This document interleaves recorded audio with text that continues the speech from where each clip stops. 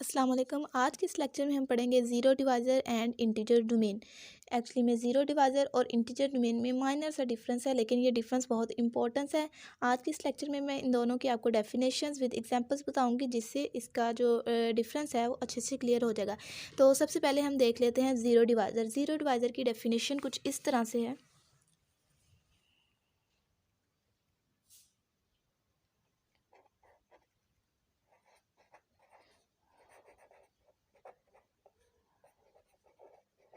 Zero divisor की definition है, if R is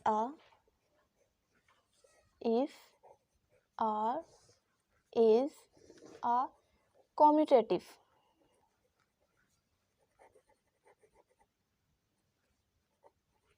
ring, then a non-zero element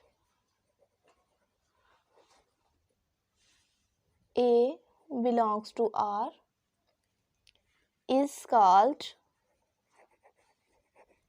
divisor if there is a non-zero element. There is a non-zero element B belongs to R such that A dot B is equal to 0. Are हमारे पास जो है वो commutative ring होना चाहिए, ऐसा ring जिसके ऊपर commutative property hold करे।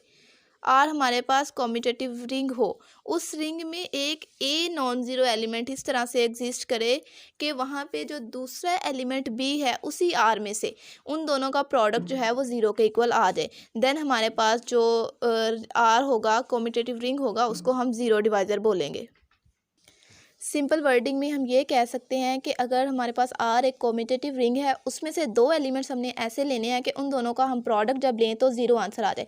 अगर दोनों एलिमेंट्स का प्रोडक्ट जो है वो ज़ीरो एलिमेंट्स आ जाता है, तो इसका मतलब वो जो दो एलिमेंट्स होंगे वो उस रिंग के जो हैं वो ज़ीरो डिवाइज़र होंगे। अब हम यहाँ पे एक एग्जांपल लेते हैं जिससे आपको और भी क्लियर हो जाएगा। यहाँ पे मैं एग्जांपल ले लेती हूँ Z6 की। Z6 में कौन कौन से एलिमेंट्स होते हैं? 0, 1, 2, 3, 4 एंड 5। अब यहाँ पे सबसे पहली कंडीशन है नॉन ज़ीरो की, तो इसमें ज़ीरो को तो हमने चेक नहीं करना। अब बाकी हमारे पास क्या बचता है? 1, 2, 3, 4 और 5। अब जब हम यहाँ पे 1 को किसी भी एलिमेंट्स के साथ मल्टीप्लाई करते हैं, वो तो आंसर इट सेल्फ आएगा, ज़ीरो आंसर नहीं आएगा, इसलिए 1 को भी यहाँ से हमने स्प्लिट कर देना है। अब 2 को चेक करते हैं। 2 को जब हम 1 के साथ मल्टीप्लाई करते हैं, आंसर 2 ही आता है। 2 को जब 3 के साथ मल्टीप्लाई करते हैं तो आंसर 6 आता है, और हम 6 मॉड्यूलो की बात कर रहे हैं, तो 6 मॉड्यूलो में 6 का आंसर 0। इसका मतलब 2 और 3 दो एलिमेंट्स हमें मिल गए, जिसमें 2 को हम A कह सकते हैं और 3 को हम कह सकते हैं B। अब हमारे पास यहाँ पे A डॉट बी जो है वो एक्चुअली में 2.3 है, जो कि इक्वल 6 के है, और 6 का आंसर क्या है? 0।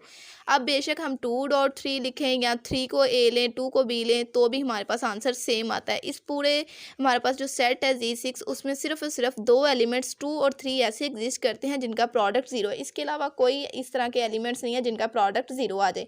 तो इसका मतलब यहाँ पे जो हमारे पास 2 एंड 3 है, वो हमारे पास है 2 and 3 are zero divisors of Z6।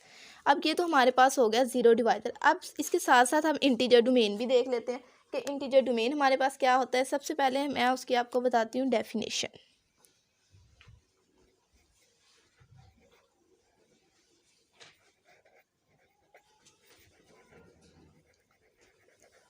Integer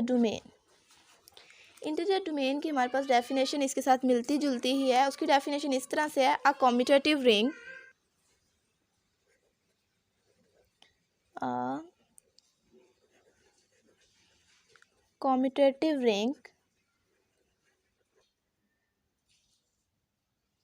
without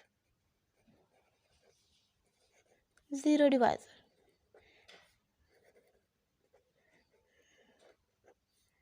having at least without zero divisor having at least 2 elements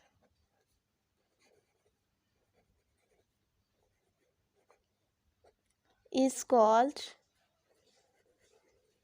an integer domain. A commutative ring without zero divisor having at least 2 elements is called an integer domain.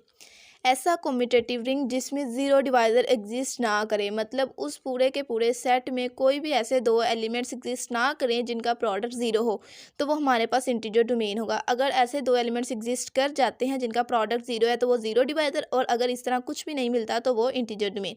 इसकी बहुत common सी example है। इसकी example में हम integers ले सकते हैं, rational numbers ले सकते हैं, रियल नंबर्स ले सकते हैं, कॉम्प्लेक्स नंबर्स ले सकते हैं। जैसे यहाँ पे हम ले लेते हैं इंटीजर्स।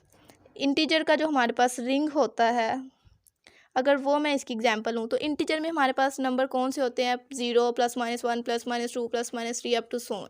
अब नॉन ज़ीरो की बात करनी है तो ज़ीरो को निकाल के बाकी जो सारे एलिमेंट्स बचते हैं उनमें से कोई भी ऐसा एलिमेंट नहीं होता जिनका प्रोडक्ट जो है दो एलिमेंट जिनका प्रोडक्ट ज़ीरो आ जाए। बिकॉज यहाँ पे ज़ीरो हमारे पास सिर्फ और सिर्फ तब आंसर आता है जब ए डॉट बी में से या तो ए ज़ीरो हो या फिर बी ज़ीरो। अब यहाँ पे जो 6 है उसमें तो ज़ीरो हमारे पास इसलिए आया था क्योंकि उसमें हम मॉडुलो की बात कर रहे थे। तो मॉड्यूलो में जो हम जिसके मॉड्यूलो की बात करते हैं उस मॉड्यूलो पे जो है हमारे पास वैल्यू जो है वो ज़ीरो आ जाती है। जैसे 6 मॉड्यूलो की बात करते हैं तो 6 पे उसकी वैल्यू क्या होती है? ज़ीरो होती है। तो इसी तरह इंटीजर, तो सिंपल इंटीजर की बात करें, इसमें कोई से भी ऐसे दो एलिमेंट एग्जिस्ट नहीं करेंगे जिनका आंसर जो है वो ज़ीरो आ जाएगा। तो इसका मतलब जो हमारे पास इंटीजर्स हैं वो इंटीजर डोमेन में आते हैं, ज़ीरो डिवाइज़र में नहीं आते। लेकिन अगर इसी इंटीजर में हम मॉड्यूलो की बात करते हैं तो वो ज़ीरो डिवाइज़र में आ जाते हैं। सिंपली इसी तरह अगर हम रैशनल को लेते हैं तो रैशनल के साथ भी बिल्कुल सेम, कि अगर रैशनल हम रिंग ले लेते हैं कॉम्यूटेटिव, तो रैशनल में भी हमारे पास अगर ज़ीरो को हम निकाल दें तो बाकी जो सारे एलिमेंट्स हैं उसमें से कोई भी ऐसे दो एलिमेंट्स एग्जिस्ट नहीं करते जिनको हम मल्टीप्लाई करें तो आंसर ज़ीरो आ जाए।